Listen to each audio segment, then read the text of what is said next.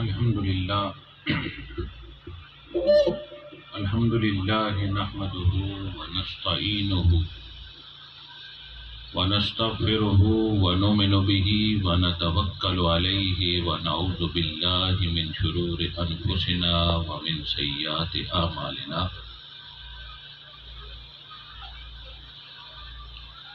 من يهده الله فلا مضل له ومن يضلله فلا هادي له ونشهد أن سيدنا وسندنا وحبيبنا وحبيب ربنا وملجانا ومعوانا محمدا عبده ورسوله أما بعد أعوذ بالله من الشيطان الرجيم بسم الله الرحمن الرحيم ألا بذكر الله تطمئن القلوب صدق الله مولانا العظيم وصدق رسوله النبي الكريم ونحن على ذلك لمن الشاهدين والشاكرين والحمد لله رب العالمين. حمد و صلاۃ کے بعد محترم علماء کرام، صوفیاء کرام، بزرگوں، دوستو، خوبصورت سالانہ اجتماع ہمارے محب و مخلص پیر بھائی محمد عبدالغفار صاحب کے گھر انعقاد پذیر ہے. دعا ہے اللہ سب کی حاضری کو قبول فرمائے، حضور کی سچی غلامی عطا فرمائے، آقا علیہ الصلوۃ والسلام کا عشق عطا فرمائے، دین کی سمجھ عطا فرمائے اور دین پر عمل کرنے کی توفیق عطا فرمائے. دوستو، آج کے دور میں ہر بندہ پریشان ہے، ہر بندہ دکھ میں ہے. جس کو بھی بات کریں آپ، جس سے کلام کریں آپ، وہ آپ کو حال دل سنائے. ہر بندہ پریشان ہے. پھر پریشانی کا حل وہ کبھی نشے میں ڈھونڈتا ہے، کبھی گناہ کے اندر ڈھونڈتا ہے، کبھی خرافات کے اندر ڈھونڈتا ہے. وقتی اسے نشہ کر کے سکون تو حاصل ہوتا ہے، مگر دل کا اطمینان اسے میسر نہیں آتا. دکھ کی اس گھڑی میں، پریشانی کے اس عالم میں وہ طرح طرح کے سہارے ڈھونڈتا ہے،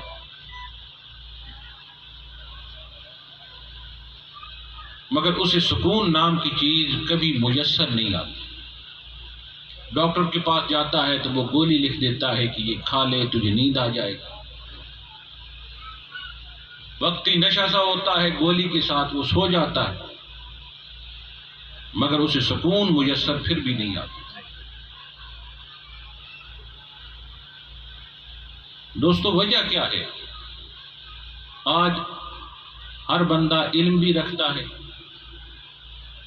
اچھے کپڑے بھی پہنتا ہے، ضرورت کا کاروبار بھی رکھتا ہے، اور ہم اپنے بزرگوں کی زندگیوں پر نگاہ رکھیں تو ان کا تو ایک ہی سوٹ ہوتا تھا. ان کا مکان کچا سا ہوتا تھا، گندم تھوڑی سی ہوتی تھی کھانے کے لیے جو وہ اگاتے تھے، مگر وہ ہم سے زیادہ لمبی زندگی بھی پاتے تھے، ہم سے زیادہ صحت مند زندگی بھی گزارتے تھے، اور ہم سے زیادہ وہ مطمئن طریقے سے بھی رہتے تھے. خوشی ان کے اندر تھی، دوست برادری ان کی ہم سے زیادہ ہوا کرتی تھی، تعلقات زیادہ تھے، پر آثار ظاہری طور پر ان کی کوئی اسباب بھی نہیں تھے. وجہ کیا ہے یار؟ وجہ یہ ہے آج علم تو زیادہ ہو گیا ہے پر عمل گھٹ گیا ہے. ہر بندہ سمجھتا ہے بات کو، پر عمل نہیں ہے اس کا۔ عمل کیسے آئے گا میرے بھائیو؟ کیسے اطمینان میسر آئے گا؟ اللہ رب العزت نے بڑا ہی آسان سا حل فرمایا دل کا چین چاہتا ہے، دل کا آرام چاہتا ہے، تسکین قلب چاہتا ہے، تسکین روح چاہتا ہے، تو پھر کیا کر، میری یاد کر لے، میرا ذکر کر لے، میری یاد میں تیری زندگی گزرے، پھر کیا ہوگا، الا بذکر اللہ تطمئن القلوب، بس تو میرا ذکر کرتا جائے گا، تیرے دل کو چین حاصل ہوتا جائے گا، اطمینان تجھے میسر آ جائے گا، راحت تجھے آ جائے گی، سکون آ جائے گا۔ اللہ کیا فرماتا ہے؟ اللہ فرماتا ہے مجھے یاد کرو۔ کیسے یاد کرو مجھے؟ میری یاد کرو، میرا ذکر کرو، تو میں بدلے میں یاد کرتا ہوں۔ تو کیا ہی یار بندے کی خوش بختی ہے کہ رب اسے یاد کر رہا ہو، رب اس کا ذکر کر رہا ہو۔ اور جو بندہ رب کو یاد کرتا ہے، اللہ رب العزت کی طرف سے اس پر تجلیات کا ظہور ہوتا ہے، نوازشیں ہوتی ہیں، رحمتیں برستی ہیں، اور جب نوازشیں ہوتی ہیں، رحمتیں برستی ہیں، تو پھر اپنے اندر دل میں وہ ایک اطمینان بھی پاتا ہے، ایک فیضان بھی پاتا ہے دوستو، اور وہی فیضان در حقیقت اطمینان ہوتا ہے۔ وہ کیسے آتا ہے؟ رب کی یاد سے آتا ہے، رب کے ذکر سے آتا ہے، رب کی خوشنودی سے آتا ہے، اور رب کی بارگاہ میں جھکنے سے آتا ہے، اور رب کے سامنے سرنگوں ہونے سے آتا ہے۔ اور دوستو وہ رب کے سامنے جھکنا جب بندے کو عادت پڑ جاتی ہے، اور اس کے سامنے جھولی پھیلانے کی جب عادت پڑ جاتی ہے، پھر بندے کو اتنا مزہ آتا ہے، بندہ چاہتا ہے صبح بھی میں اس کی یاد کروں، دن کو بھی اسی کو یاد کروں، شام کو بھی اسی کو یاد کروں، رات میری مصلے پہ گزر جائے، پھر وہ ہر وقت اس حال میں رہتا ہے، ہاتھ کارول ہوتا ہے، دل یار ول ہوتا ہے، ہاتھ کارول ہوتا ہے، دل یار ول ہوتا ہے، ہاتھ کام کی طرف۔ آج دنیا میں دکان چلانے میں اس کا وقت گزرتا ہے، کام کرنے میں وقت گزرتا ہے، پر دل جو ہوتا ہے پھر وہ رب کر رہا ہوتا ہے۔ اور بندہ جب رب کرنا شروع کرتا ہے تو رب تعالیٰ بھی فرما دیتا ہے، بندے یا ایتھا النفس المطمئنہ، اے نفس مطمئنہ، ارجعی، لوٹا میری طرف سے، راضیۃ مرضیہ، میں تجھ سے راضی ہوں، تو مجھ سے راضی ہے۔ یا ایتھا النفس المطمئنہ، اے نفس مطمئنہ، کہ راضیۃ مرضیہ، میں تجھ سے راضی، تو مجھ سے راضی۔ فادخلی فی عبادی، فادخلی فی عبادی وادخلی جنتی، اور جو میرے بندوں میں داخل ہو جائے، جن کو میرا قرب نصیب ہو جائے، میرے بندوں میں داخل ہو جائے، تو پھر کیا ہوتا ہے، فادخلی فی عبادی وادخلی جنتی، اس کا مقام جنت بن جاتا ہے۔ تو پھر کیا ہے، کیا بندہ فقط دنیا کے اندر جنت میں رہتا ہے؟ تشریف رکھیں، جب دنیا کے اندر صرف جنت میں رہتا ہے؟ نہیں، دنیا میں رہے بندہ تو جنت ہے اس کے لیے، اور جب وہ مرتا ہے بندہ تو وہ اس کی قبر اسی کی ہوتی ہے، اور قبر اس کی ہوتی ہے، پھر کیا ہوتا ہے، قبر المومن روضۃ من ریاض الجنہ، اسی قبر، اس کی جو مومن کی قبر ہوتی ہے، اس کو بھی جنت کا باغ بنا دیا جاتا ہے۔ زندگی میں مزے ہیں، اس کی زندگی جنت کی زندگی، زندگی میں سکون ہے، تسکین قلب میسر ہو گیا، آرام آ گیا، اور قبر میں پہنچا تو پھر آرام ہے، اور آرام ہے وہاں مومن کی قبر۔ اور اسے کیا کہا جاتا ہے مومن کو، ایسے سو جا اس قبر کے اندر جس طرح پہلی رات کی دلہن سو جاتی ہے، ایسے سو جا۔ جب وہ قبر میں پہنچتا ہے یار، تو قبر میں اس سے 3 سوال ہوتے ہیں بندے سے۔ ایک سوال ہوتا ہے من ربو کا، تیرا رب کون ہے؟ ایک سوال ہوتا ہے ما دینوں کا، تیرا دین کیا ہے؟ اور ایک سوال ہوتا ہے ما کنت تقول فی حق ھذا الرجل صلی اللہ علیہ وسلم۔ پہلا سوال ہوتا ہے من ربو کا، تیرا رب کون ہے؟ بندہ کیا عرض کرتا ہے، کہتا ہے میرا رب تو اللہ ہے۔ ما دینوں کا، تیرا دین کیا ہے؟ میرا دین انا دین الاسلام ہے، میرا دین تو اسلام ہے. یار اللہ رب العزت کی طرف سے سوال ہے، من ربو کا، تیرا رب کون ہے؟ تو بندے نے کہہ دیا رب اللہ ہے، تو بات ختم ہو گئی، اللہ کو مان لیا. تو اللہ کو ماننے سے بھی بات صرف نہیں بنتی، اگر بنتی تو اگلا سوال قبر میں ہوتا ہی نہ. معلوم یہ ہوا رب رب کرنے والے بھی بہت ہوتے ہیں. اس رب کو عیسائی بھی مانتا ہے، اسی خدا کو یہودی بھی مانتا ہے، اور سکھ بھی اسی کو مانتا ہے، اسی خدا کو. اس لیے اگلا سوال ہوا تیرا دین کیا ہے؟ ما دینوں کا، تیرا دین کیا ہے؟ بندہ کہتا ہے میرا دین اسلام ہے. اب اسلام کو بندے نے مان لیا. معلوم یہ ہوا صرف اسلام اسلام کہنے سے بات بنتی تو اگلا سوال ہوتا ہی نہ. اسلام اسلام کرنے والے بھی بہت. معلوم یہ ہوا صرف اسلام اسلام اسلامی اسلامی اسلام اسلام کہنے سے بات نہیں بنتی. اگر بنتی تو سوال کبھی نہ ہوتا. اگلا سوال ہے ما کنت تقول فی حق ھذا الرجل، اور اس کے بعد سوال نہیں ہے، آخری سوال ہے تیسرا.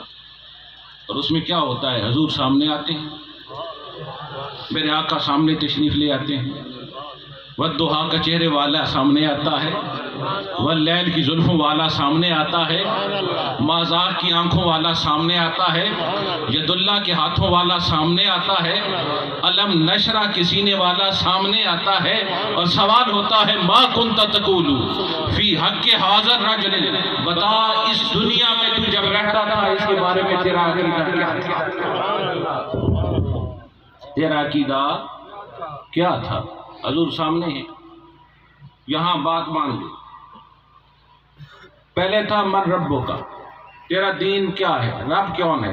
بس رب بتا دیا، دین بتا دیا، ما دینوں کا کے بعد اب سوال کی کیفیت بدل گئی. کہا نہیں، یہ تو دنیا میں رب کو بھی مانتا تھا، اسلام کو بھی مانتا تھا، پر اس کے بارے میں تیرا عقیدہ کیا رہتا تھا؟ کیا رہتا تھا؟ تو جو غلام ہوتا ہے نا سرکار کا، وہ کہتا ہے یہ تو وہی ہے جس پر ساری زندگی درود پڑھتے میری درود پڑھتے میری، یہ تو وہی ہے جس پر سلام پڑھتے میری زندگی گزری ہے، جس کی میلاد کی محفلیں سجاتے میری زندگی گزری ہے، جس کی ربیع الاول کا مہینہ آتا تھا کلیاں لگاتے لڑیاں لگاتے میری زندگی گزری ہے، جس کی آمد کی خوشی میں جلسے کرتا رہا، تقریریں کرتا رہا، سنتا رہا، سناتا رہا، اسی کے لیے تو سارا کام کرتا رہا. تو دوستو جب سرکار کو بندہ پہچان لیتا ہے پھر سوال نہیں ہوتا. معلوم یہ ہو گیا فائنل ڈیسیجن، آخری امتحان جو ہوتا ہے وہ سرکار کی پہچان ہے. جس نے مصطفیٰ کو پہچان لیا اس کو سب میسر آ گیا، سب میرے آقا جس نے پہچان لیا. اور جس نے مصطفیٰ کو نہ پہچانا لاکھوں نمازیں پڑھتا رہے، اسلام اسلام بھی کرتا رہے، رب رب بھی کرتا رہے، کچھ نہیں ہوتا. مصطفیٰ پاک سے محبت ہے تو سب کچھ ہے یار. صحابہ کی آپ زندگی دیکھیں نا، صحابہ کی زندگی کیا تھی؟ صحابہ کی زندگی یہ تھی وہ عبادت خدا کی کرتے تھے، عبادت خدا کی کرتے تھے، غلامی مصطفیٰ کی کرتے تھے. عبادت خدا کی، غلامی مصطفیٰ کی. نماز پڑھتے تھے نا، نماز رکوع قیام سجدے خدا کی بارگاہ میں تھی، اور تشہد میں بیٹھ کے درود پڑھنا مصطفیٰ کی بات.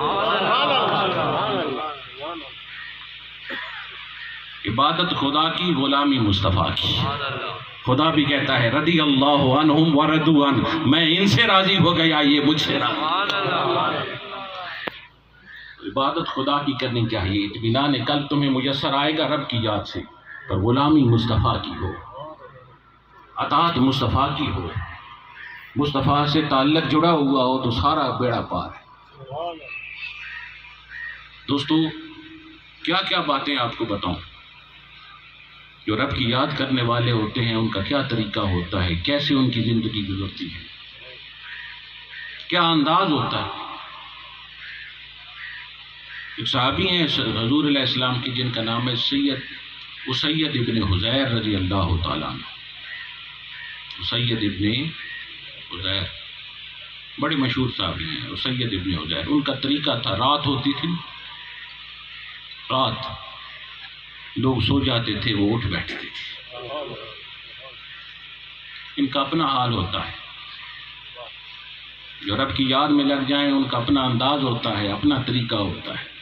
رات پوے تے بے دردانو نیند پیاری آوے، رات پوے تے بے دردانو نیند پیاری آوے، تے درد مدانو یاد سجن دی ستیان جگاوے۔ اٹھ جاتے۔ دوستو اسید ابن حضیر کیا کرتے تھے، لوگ سوتے تھے وہ اٹھ کے مصلی پہ بیٹھ جاتے تھے۔ حدیث پاک میں آتا ہے اسید ابن حضیر مصلی پہ بیٹھے تھے، اچانک اسید ابن حضیر نے دیکھا کہ ان کا جو گھوڑا ساتھ بندھا ہوا تھا، اس وقت سواریاں، آج آپ کی کاریں ہوتی ہیں، گاڑیاں ہوتی ہیں، اس وقت سواری گھوڑا تھی، گھوڑا ساتھ بندھا ہوا تھا۔ حدیث پاک میں آتا ہے گھوڑے کے اندر اچانک حرکت آنا شروع ہو گئی، ہلنے لگ گیا گھوڑا۔ آپ قرآن پڑھ رہے ہیں، اس کی جنبش، اس کی حرکت بڑھتی گئی، جوں جوں یہ تلاوت کریں ادھر گھوڑا جو ہے اس میں حرکت آئے۔ انہوں نے دیکھا معاملہ کیا ہے، میں قرآن پڑھتا ہوں گھوڑا ہلتا ہے۔ حدیث پاک میں آتا ہے گھوڑے کے اندر جنبش، ہلنا شروع کر دیتا ہے گھوڑا۔ اسید ابن حضیر کہتے ہیں میں نے قرآن کو روک لیا پڑھنا، جیسے قرآن کو روکا نا، گھوڑا میں جو تھا وہ اپنی جگہ پہ رک گیا۔ پھر میں نے دیکھا کہ اب کیا دوبارہ بھی ہلتا ہے قرآن پڑھنے سے۔ میں نے قرآن کی تلاوت پھر شروع کی، جو جو قرآن پڑھتا تھا گھوڑے کے اندر جنبش آتی تھی، ہلتا تھا۔ حدیث پاک میں آتا ہے اسید ابن حضیر نے قرآن پاک کو بند کر دیا، اس میں اتنی حرکت آ گئی تھی کہ گھوڑا اچانک اتنا ہلنا شروع ہو گیا تھا، اس میں اتنی حرکت آ گئی۔ اسید ابن حضیر کا بیٹا ساتھ سو رہا تھا، وہ کہتے ہیں مجھے ایسے لگا کہ ابھی یہ قدم جو ہے اس کے بچے کے اوپر رکھ دے گا۔ میں نے قرآن کو روک لیا، باہر نکلا، ارد گرد دیکھا کہ معاملہ کیا ہے آج، میں قرآن پڑھتا ہوں گھوڑا حرکت کرتا ہے۔ باہر نکل کر آسمان کی طرف دیکھا تو آسمان نہیں تھا، نگاہ اٹھا کے دیکھی تو روشنیاں، برقی کمکمے جس طرح ہوتے ہیں وہ روشن ہیں۔ اسید ابن حضیر کہتے ہیں میں حیران کہ آج آسمان کدھر چلا گیا ہے، روشنیاں ہی روشنیاں ہیں اوپر۔ تو میں دیکھتا رہا، پھر آیا اپنے کمرے کے اندر لیٹ گیا، حیران تھا، گھوڑے کے اندر بھی حرکت ہے، میں قرآن پڑھتا ہوں، باہر نکلتا ہوں تو آسمان بھی نظر نہیں آتا، معاملہ کیا ہے؟ بس اسی انتظار میں، سوچ میں، بس بستر پر لیٹا ہوا تھا کہ فجر کی اذان ہو گئی۔ فجر کی اذان جو ہے ہوئی، اسید ابن حضیر کہتے ہیں مجھے خیال آیا کہ اٹھوں، وضو کروں اور مسجد میں جاؤں، حضور علیہ السلام کی بارگاہ میں عرض کروں گا یا رسول اللہ آج ہی عجیب ہی معاملہ ہوا ہے، میں قرآن پڑھتا ہوں تو گھوڑا ہلتا ہے، باہر نکلتا ہوں تو آسمان نظر نہیں آتا، جا کے عرض کرتا ہوں، پوچھتا ہوں معاملہ کیا ہے۔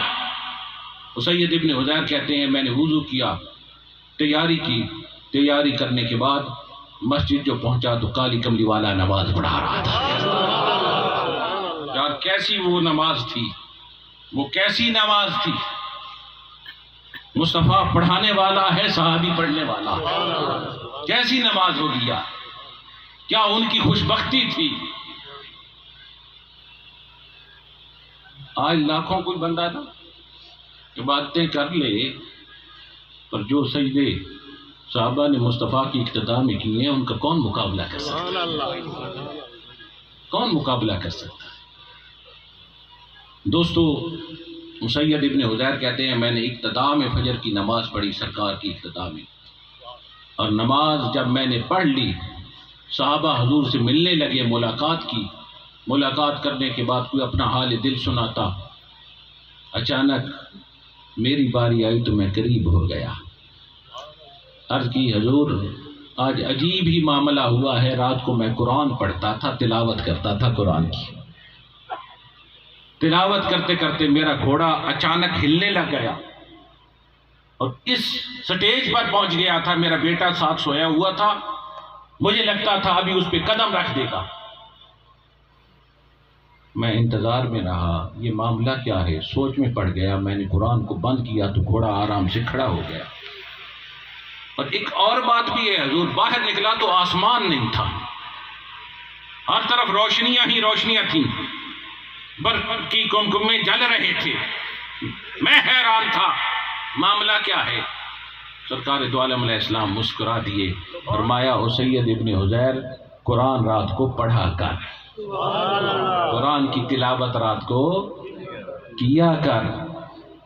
تو کہتا ہے گھوڑا حرکت کرنے لگ گیا اور آسمان نہیں تھا، بس تو قرآن پڑھتا تھا نا، قرآن کی تلاوت کرتا تھا، رب کا ذکر کرتا تھا، تجھ پر اللہ رب العزت کی طرف سے انوار کی بارش برستی تھی، اور جب وہ بارش برستی تھی، اس کی بارش جو برستی تھی اس کے اثرات اس گھوڑے پر بھی چلتے تھے، اس گھوڑے کے اندر بھی جنبش آ جاتی تھی۔ اور تو کہتا ہے آسمان نہیں تھا، ہاں آسمان تو تھا، مگر تیری اس تلاوت کی وجہ سے، رب کی ذکر کی وجہ سے اللہ رب العزت نے تیرے اور فرشتوں کے درمیان جو حجابات تھے ان کو ہٹا دیا،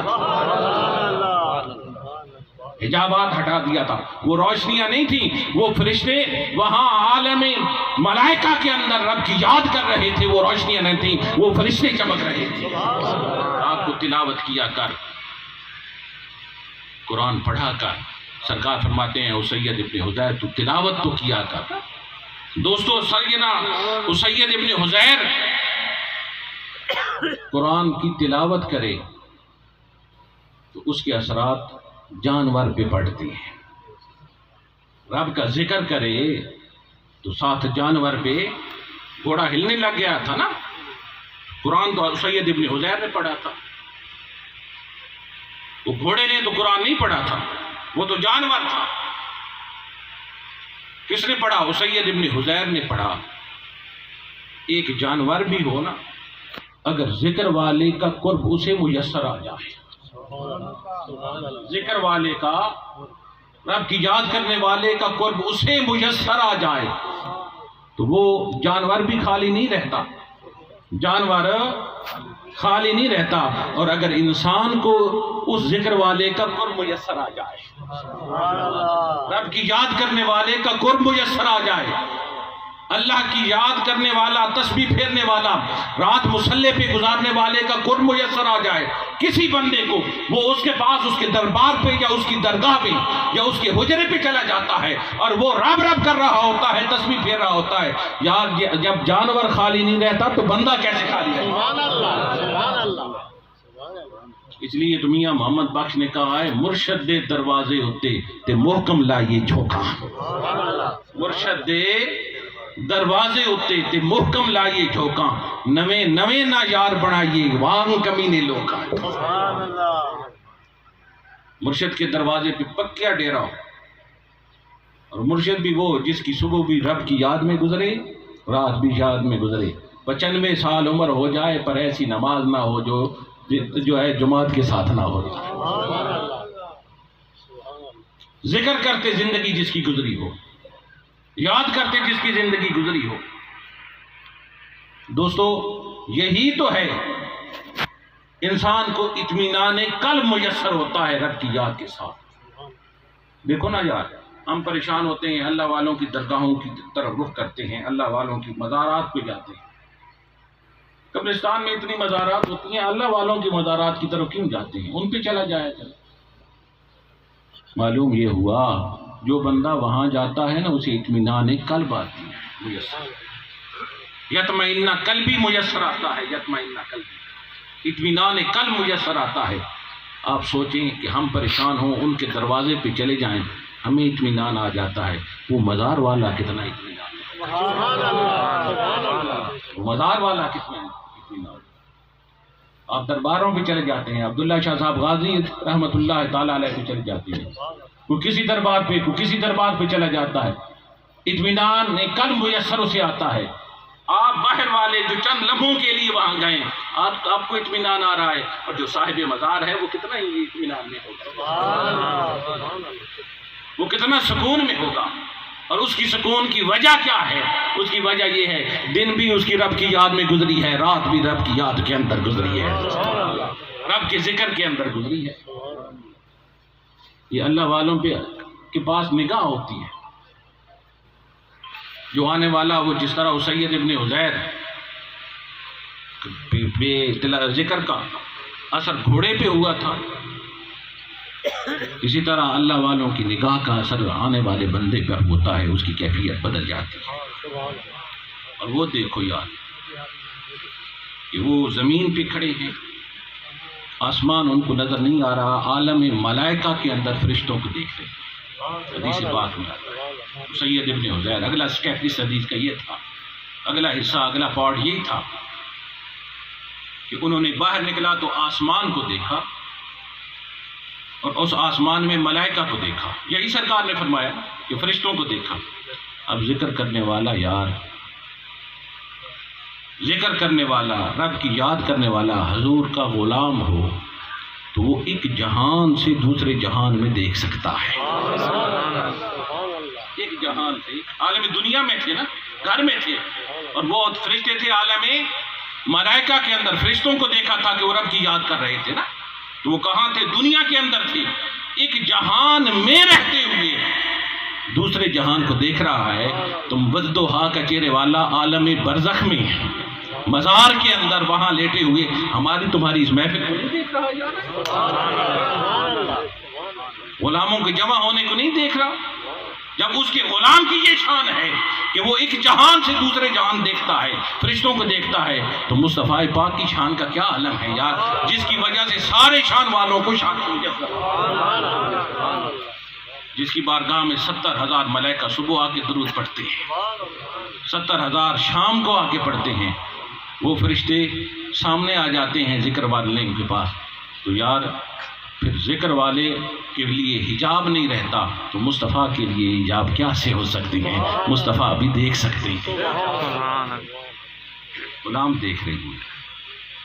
اور رہ گئی بات مصطفیٰ درود سنتے ہیں یا نہیں سنتے، یہ بات بھی واضح کرتا جاؤں. حدیث پاک ہے نا، مصطفیٰ پاک سرکار دو عالم علیہ السلام نے فرمایا ایک فرشتہ ہے، وہ دنیا میں کوئی بھی بندہ جہاں سے بھی درود پڑھتا ہے مجھے کہتا ہے فلاں ابن فلاں نے آپ کی بارگاہ میں درود بھیجا ہے، فلاں ابن فلاں نے آپ کی بارگاہ میں درود بھیجا ہے، قبول فرمائے. مصطفیٰ فرماتے ہیں مجھ تک درود پہنچایا جاتا ہے. پہنچاتا کون ہے؟ فرشتے. یہی حدیث ہے. فرشتے کون ہیں؟ فرشتے تو وہ ہیں یار جو مصطفیٰ کی بارگاہ میں درود پڑھنے آتے ہیں، درود پاک پڑھنے آتے ہیں. 70,000 فرشتہ صبح آتا ہے، 70,000 شام کو حضور کے روضہ اقدس کے سامنے درود پڑھتا ہے. اور ایک مرتبہ جس فرشتے کی باری آ جائے نا، ایک مرتبہ دوبارہ اس کی باری نہیں آتی قیامت تک. غلام بار بار جا رہا ہوتا ہے، غلام بار بار جا رہا ہوتا ہے. جو درود پڑھنے والا فرشتہ ہے اور اس کی باری بھی ایک مرتبہ آئے، وہ درود سنتا ہے، اور جس پہ درود پڑھا جا رہا ہے وہ ودوہا کے چہرے والا نہیں سنتا. ودوہا کے چہرے والا نہیں سنتا. مصطفیٰ پاک درود سنتے ہیں اور سنبھال کے بھی رکھتے ہیں. میرے آقا علیہ الصلوۃ والسلام حدیث پاک ہے، مصطفیٰ پاک کے پاس جب قیامت کا دن ہوگا ایک شخص آئے گا، نیکیوں کا پلڑا اس کا کم ہوگا، اچانک ودوہا کا چہرے والا تشریف لے آئے گا، اور نیکیاں جب اس کی کم ہو رہی ہوں گی مصطفیٰ پاک کیا کریں گے؟ قریب آئیں گے، آپ کی جیب میں ایک چٹ ہوگا، آ کے اس کی رکھیں گے، اس پلڑے کے اندر رکھنے کی دیر ہوگی، وہ اوپر اٹھ جائے گا، پلڑا بھاری ہو جائے گا.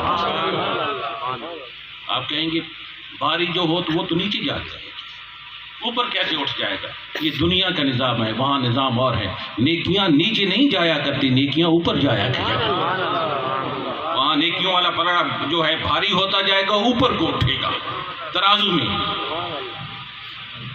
جب ترازو میں اٹھیں گے تو اس کی نیکیاں بڑھ جائیں گی، تو اعلان ہوگا جنت لے چلو اسے. نیکی کم تھی اس کی، جنت لے چلو، اعلان ہوگا۔ اب وہ بندہ پوچھے گا اے حسین چہرے والے تم ہو کون؟ جو آئے ہیں ایک چٹ رکھی ہے، میری نیکیاں بڑھ گئی، آپ ہیں کون؟ میرے آقا مسکرا دیں گے اور فرمائیں گے میں وہی ہوں جس پر تو دنیا میں درود پڑھتا تھا، سلام پڑھتا تھا، میں تو وہی ہوں، میں وہی درود سنبھالے ہوئے تھا، آج رکھ دیا نا، بس رکھا ہے، تیرا پرڑا جو ہے وہ بھاری ہو گیا۔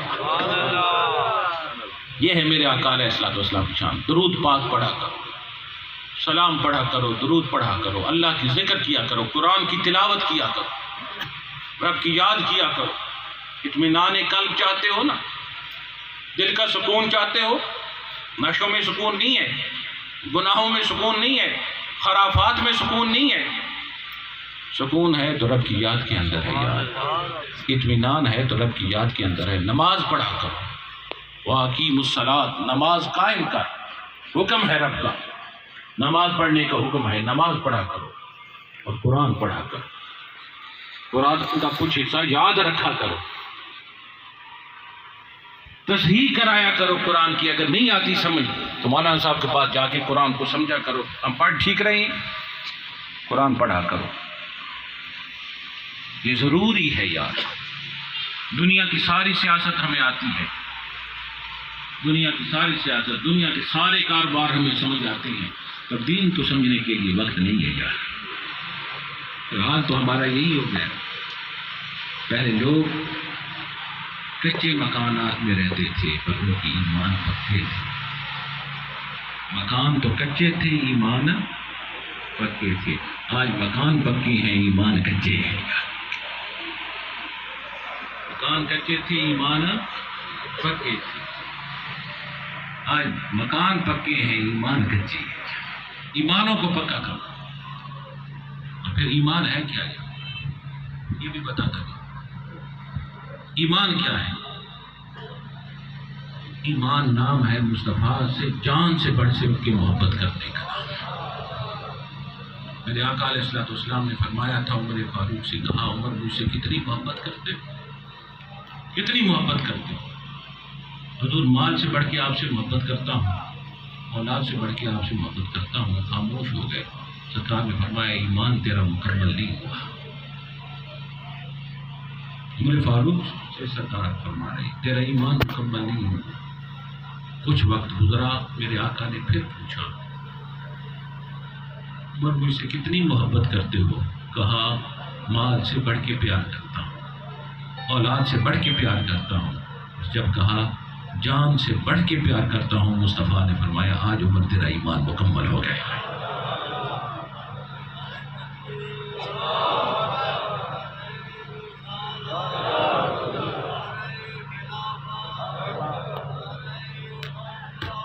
جان سے بڑھ کے پیار کرنا،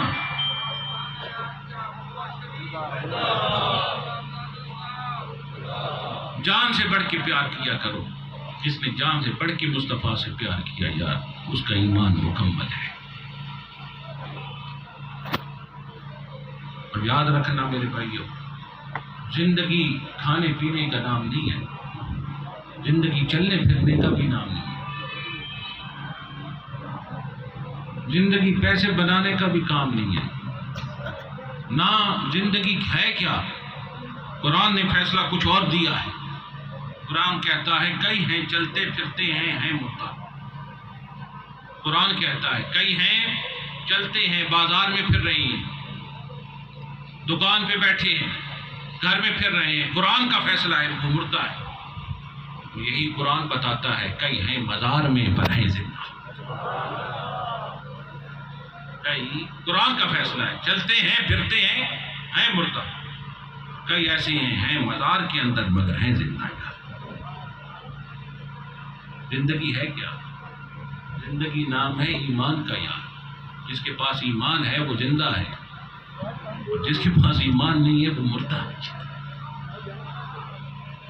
ایمان مکمل مصطفیٰ کی جان سے بڑھ کے محبت کرنے سے ہوتا ہے، ایمان نام ہی اسی کا ہے، اور ایمان ہی زندگی ہے۔ جس کے پاس ایمان نہیں ہے وہ مردہ ہے، اور جس کے پاس ایمان ہے وہ زندہ ہے۔ ایمان ہمیشہ یہی رہے گا، مصطفیٰ سے محبت۔ اب ساری دنیا کے اندر دیکھ لو، ساری دنیا کے اندر ہم مسلمان پیچھے جا رہے ہیں، اور مصطفیٰ پاک سے محبت کی جب بات آتی ہے سر کٹانے کے لیے ہم تیار ہوتے ہیں۔ حضور کے غلام تیار ہوتے ہیں۔ یہ ایک ایسی بات ہے جس پر ہمیں ساری دنیا کے مسلمانوں کو یکجا کرنا ہے۔ ذات مصطفیٰ پاک، محبت مصطفیٰ پاک۔ آج کافروں نے بڑا زور لگا رکھا ہے ان کے دل سے مصطفیٰ کی محبت نکال۔ کبھی وہ خاکے بناتے ہیں،